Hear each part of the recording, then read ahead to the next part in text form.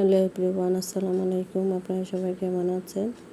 আমি আজকে এটা চকলেট পাউন্ড কেক বানাবো মেয়ের শ্বশুর বাড়িতে দেওয়ার জন্য। এখানে আমি 2 কাপ ময়দা, 4 কাপ কোকো পাউডার, 2 টেবিল চামচ বেকিং পাউডার নিয়েছি। এগুলো একটু চাইলে ভালো করে মিশিয়ে নিয়েছি। এদিকে আমি 6টা ডিম নিচ্ছি। এখানে আমি 1 কাপ প্লাস 1/4 কাপ চিনি নিচ্ছি। চিনিগুলো একসাথে দিবেন না, অল্প অল্প করে দিয়ে বিট করবেন, তাতে তাড়াতাড়ি চিনিগুলো গলে যাবে। চিনিগুলো গলে গেলে এবার আমি এখানে চকলেট এমালশন আর 2 কাপ সয়াবিন তেল দিছি। এগুলো দিয়ে আমি 30 মিনিট বিট করে নিছি।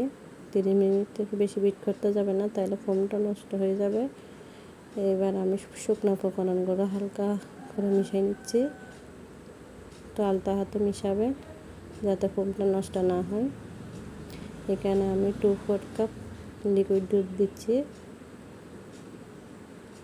দুধটা দেওয়ার পর আমি উপর আবার শুকনো উপকরণগুলো একটু একটু করে দিয়ে ভালো করে মিশিয়ে নিচ্ছি।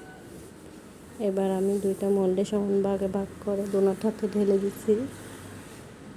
উপরে আমি এখন চকলেট চিপসগুলো দিচ্ছি। আপনারা চকলেট চিপস না দিতে পারেন, দিলে এটা সুন্দর লাগে। এখন আমি ওভেনে 30 মিনিটের জন্য দিয়ে দিছি। আমি 10 মিনিট হিট করে নিয়েছিলাম। এরপর আমি কেকগুলো নামিয়ে একটু ঠান্ডা করে এবার আমি পিস করে কেটে নিয়েছি।